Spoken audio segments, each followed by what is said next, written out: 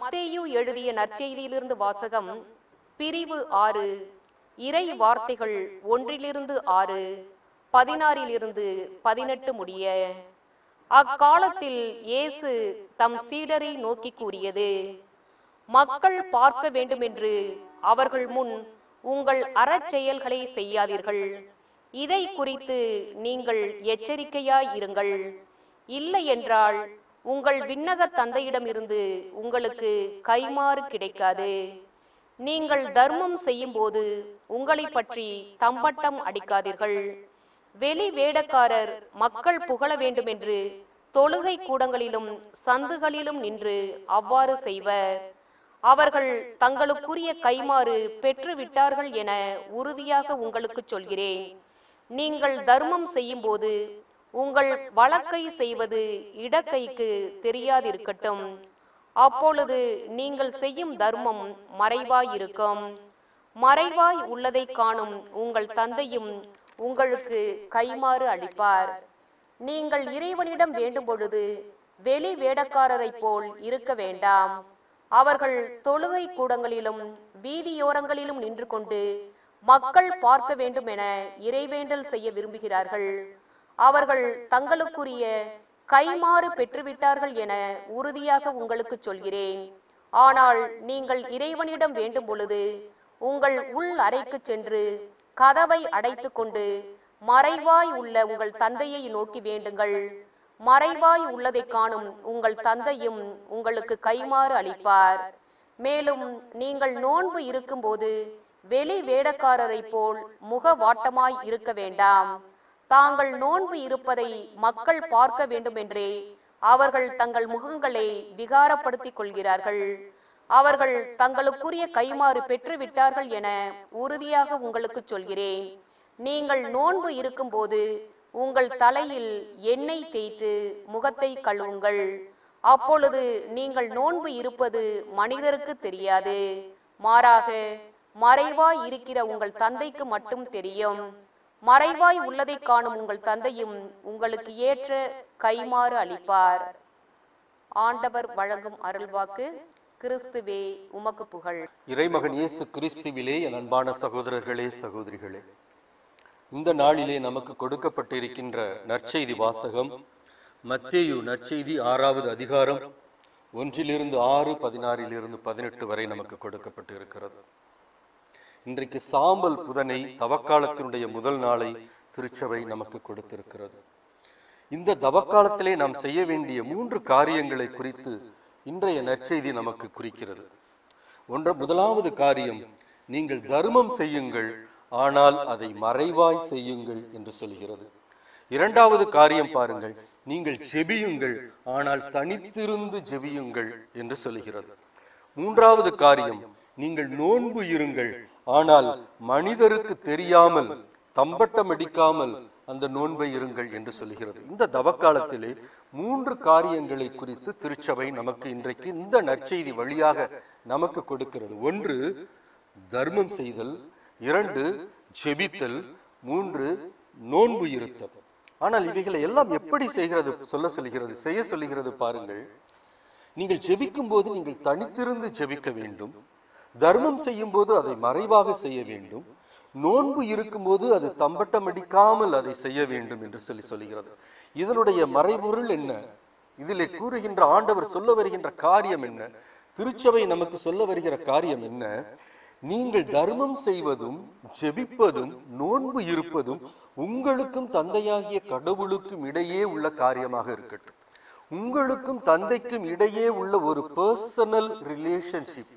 தந்தையாகிய கடவுளுக்கும் உங்களுக்கும் உள்ள ஒரு தனிப்பட்ட உறவாக இருக்கட்டும். தாய்க்கும் பிள்ளைக்கும் உள்ள உறவு போல, கணவனுக்கும் மனைவிக்கும் உள்ள உறவு போல, அப்பாவுக்கும் பிள்ளைக்கும் உள்ள உறவு போல, ஒரு நண்பனுக்கும் உள்ள உறவு போல ஒரு தனிப்பட்ட உறவாக அது உங்களுக்கும் உங்களை படைத்த கடவுளுக்கும் இடையே அது இருக்கட்டும். நீங்கள் செய்கிற செயலெல்லாம் உங்களுக்கும் கடவுளுக்கும் இடைப்பட்டதாக இருக்கட்டும் என்று சொல்லி இந்த சாம்பல் புதனிலே திருச்சபை நமக்கு அறிவுறுத்துகிறது. முதலாவது இந்த ஜெபத்தை குறித்து பாருங்கள். நாம் மார்க் நற்செய்தி 1:35 பார்க்கிறோம். நம் ஆண்டவராகிய இயேசு கிறிஸ்து விடியற்காலை கருக்களிலே அவர் எழுந்து ஒரு தனிமையான இடத்துக்கு செல்கிறார். அங்கே அவர் இறைவேண்டலில் ஈடுபட்டிருந்தார் என்று பைபிள் சொல்லுகிறது. பாருங்கள், விடியற்காலை கருக்களிலே அவர் எழுகிறார். கருக்கள் மற்றவர்களெல்லாம் விழித்து எழவில்லை. அந்த நேரத்திலே அவர் எழுந்து செல்ல, யாருக்கும் தெரியாது அவர் எங்கே செல்கிறார் என்று சொல்லி. அப்படி அந்த கருக்களில் செல்லுகிற போது கூட அவர் ஒரு தனிமையான இடத்தை தேடி அவர் செல்கிறார். அங்கே அவர் தன் தந்தையாகிய கடவுளோடு அவர் இறைவேண்டலிலே ஈடுபட்டிருந்தார் என்று சொல்லுகிறது.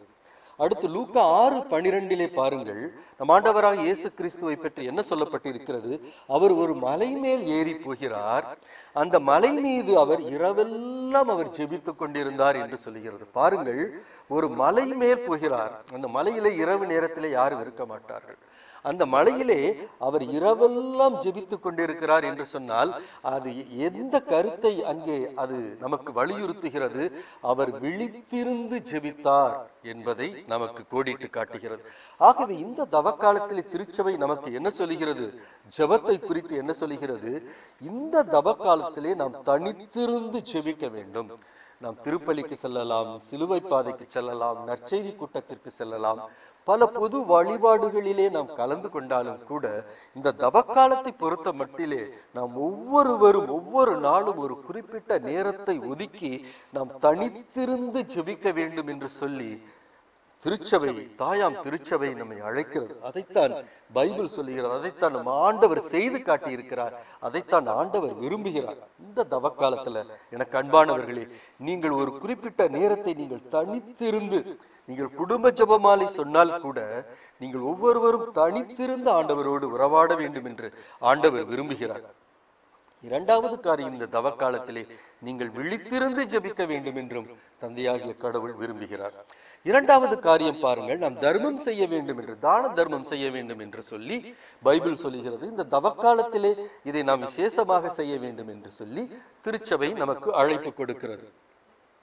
மத்தேயு 6:3 நம் ஆண்டவர் சொல்லுகிறார், நீங்கள் தர்மம் செய்யும் பொழுது வழக்கை செய்வதை இடக்கை அறியாது இருக்கட்டும் என்று சொல்லுகிறார். எனக்கு அன்பானவர்களே, இன்றைக்கு நாம் பார்க்கிறோம் நலத்திட்டங்கள் என்ற பெயரிலே ஒரு ஆண்டு விழா அல்லது ஒரு துவக்க விழா அல்லது பிறந்த நாள் விழா அல்லது திருமண விழா என்று பல விழாக்கள், அந்த விழாக்களிலே பல அமைப்புகள் மேடைகள் போட்டு இந்த வறுமையில் இருக்கிறவர்களை எல்லாம் அந்த மேடையிலே ஏற்றி பல பொருட்களை அவர்களுக்கு இலவசமாக அங்கே கொடுக்கிறார்கள். இது ஆண்டவருடைய திட்டத்திற்கு உட்பட்ட ஒன்று அல்ல. வழக்கை செய்வது இடக்கைக்கு தெரியாது இருக்கட்டும் என்று சொன்னால் நாம் எப்படி வறுமையிலே இருக்கிற ஒருவருக்கு, தேவையிலே இருக்கிற ஒருவருக்கு உதவி செய்ய வேண்டும் என்று சொன்னால் அவரை தேடி அவருடைய இல்லத்திற்கு சென்று அந்த உதவியை நாம் அவருக்கு செய்ய வேண்டும் என்று சொல்லி நம்ம ஆண்டவர் எதிர்பார்க்கிறார். அதைத்தான் பைபிள் சொல்லுகிறது. எனக்கு அன்பானவர்களே, இதில் அடங்கி இருக்கிற இன்னொரு மறைபொருள் என்ன? ஒரு வறுமையிலே இருக்கிற, தேவையிலே இருக்கிற ஒருவருக்கு நாம் உதவுகிற பொழுது அது யாருக்கு செய்கிற உதவி என்று பைபிள் சொல்லுகிறது என்று சொன்னால் அது இயேசு ஆண்டவருக்கு செய்கிற உதவி. ஒரு இயேசு ஆண்டவருக்கு செய்கிற உதவி என்கிற பொழுது நாம் இயேசு ஆண்டவரை மேடையில ஏற்றி எல்லாருக்கும் முன்பாக 5 கிலோ அரிசியை கொடுப்போமா? எல்லோருக்கும் முன்பாக இயேசு ஆண்டவரை மேடையில் ஏற்றி ஒரு கவரிலே பணத்தை போட்டு, இந்தாங்கள், நீங்கள் இதை வைத்து பிழைப்பு நடத்தி கொள்ளுங்கள் என்று சொல்லுவோமா? இயேசு ஆண்டவரை எப்படியாய் நாம் அவருக்கு காணிக்கை செலுத்துவோம், எப்படியாய் அவருக்கு மரியாதை கொடுப்போம்.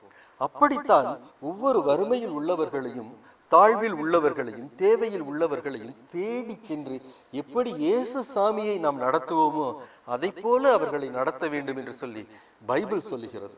எனக்கு அன்பானவர்களே, அன்னை தெரசாவை ஒரு முறை கேட்டார்கள், இந்த நோயாளியினுடைய, தொழுநோயாளியினுடைய இந்த கால்கள் எல்லாம் இப்படி அழுகி வடிகிறதை எப்படி உங்களால் இதை உங்களது கைகளால் தொட்டு அதை கழுவி அதை கட்ட முடிகிறது என்று கேட்ட பொழுது அந்த அன்னை தெரசா சொன்னார்கள், இதை இந்த தனிப்பட்ட மனிதருடைய கால்களாக நான் பார்க்கவில்லை, என் ஆண்டவர் இயேசுவினுடைய கால்களாக பார்க்கிறேன். ஆகவே அதை தொடுவதிலோ அந்த புண்களை கழுவுவதிலோ அதை கட்டுவதிலோ எனக்கு எந்த சிரமமும் இல்லை என்று சொன்னார்கள். ஆகவே எனக்கு அன்பானவர்களே, நாம் உதவி செய்கிற பொழுது இந்த ஒரு மனநிலையோடு, என் ஆண்டவராகிய இயேசு அங்கே இருக்கிறார் என்கிற மனநிலையோடு நாம் செய்ய வேண்டும்.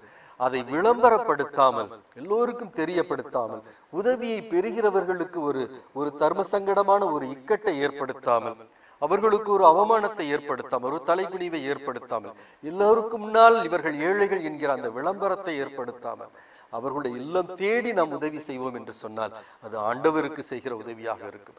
ஒரு மேடையிலே ஏற்றி நாம் கொடுப்போம் என்று சொன்னால் அதற்கு பலன் அந்த இடத்திலே, அந்த மேடையிலேயே, அங்கேயே நமக்கு கிடைத்து விடும். நாம் மறைவாக செய்வோம் என்று சொன்னால், தந்தையாகிய கடவுளுக்கு மாத்திரம் தெரியும்படியாய் நாம் செய்வோம் என்று சொன்னால் நமக்கு பேறு பலன், நமக்கு பிரதி உபகாரம் நம்ம எங்கே இருந்து கிடைக்கும்? தந்தையாகிய கடவுளிடம் இருந்து கிடைக்கும். மூன்றாவதாக இந்த நோன்பை குறித்து என்ன சொல்லுகிறது பைபிள்? எசாயா 58:5 சொல்லுகிறது, தன்னையே ஒடுக்கி கொள்ளுவதையா நான் விரும்பும் நோன்பு என்று நான் சொல்லுகிறேன். நாணலை போல தன்னைத்தானே தாழ்த்தி கொள்ளுவதா எனக்கு விருப்பமான நோன்பு. சாக்குடை அணிந்து கொள்ளுவதும் சாம்பலில் அமர்வதுமா எனக்கு விருப்பமான நோன்பு அல்ல. பசித்திருப்போருக்கு உணவை பகிர்ந்து கொடு, அது நான் விரும்புகிற நோன்பு. ஆடையில்லாதவரை கண்டால் நீ உடுத்து, அது நான் விரும்புகிற நோன்பு. இடமில்லாதவரை கண்டால் அவர்களுக்கு தங்க இடம் கொடு, அது நான் விரும்புகிற நோன்பு என்று பைபிள் சொல்லுகிறது, நம் ஆண்டவர் சொல்லுகிறார். ஆகவே நாம் நோன்பு இருக்கிறோம் என்று சொன்னால் அந்த நோன்பு யாராவது ஒருவருக்கு பயன்படுகிற நோன்பாக இருக்கும் என்று சொன்னால் அதைத்தான் ஆண்டவர் சொல்லுகிறார், நான் விரும்புகிற நோன்பு என்று சொல்லுகிறார். ஆகவே எனக்கு அன்பானவர்களே, இந்த தவக்காலத்திலே இந்த பைபிள் சொல்லுகிற இந்த 3 காரியங்கள், திருச்சபை நமக்கு வலியுறுத்துகிற இந்த 3 காரியங்கள் என்ன காரியம்? நாம் செபிக்க வேண்டும், தனித்திருந்து செபிக்க வேண்டும். நாம் தர்மம் செய்ய வேண்டும், அதை மறைவாய் செய்ய வேண்டும். நாம் நோன்பு இருக்க வேண்டும், அந்த நோன்பு பசித்திருப்போருக்கு, ஆடையின்றி இருப்போருக்கு, இடமில்லாத தவிப்போருக்கு ஒரு கரம் கொடுக்கிற நோன்பாக இருக்க வேண்டும். ஆகவே நம் அன்பு ஆண்டவரிடம் இந்த தவக்காலத்திலே, நம் அன்பு ஆண்டவரை நோக்கி இந்த தவக்காலத்தில் ஆண்டவர் கூறுகிற இந்த காரியங்களை எல்லாம் நாம் செய்யும்படிக்காய் அவரிடம் ஜெபிப்போமா? அன்பான ஆண்டவரே, எங்களுடைய வாழ்க்கையில மீண்டுமாக ஒரு தவக்காலத்தை கொடுத்திருக்கிறீரே அப்பா, அதற்காய் நாங்கள் உமக்கு நன்றி செலுத்துகிறோம் ஆண்டவரே. இதோ ஜெபிக்கும்படியாய் எங்களை அழைக்கிறவரே, ஜெப ஆவியை நீர் எங்கள் மீது ஊற்றும்படியாய் நாங்கள் செபிக்கிறோம் ஆண்டவரே.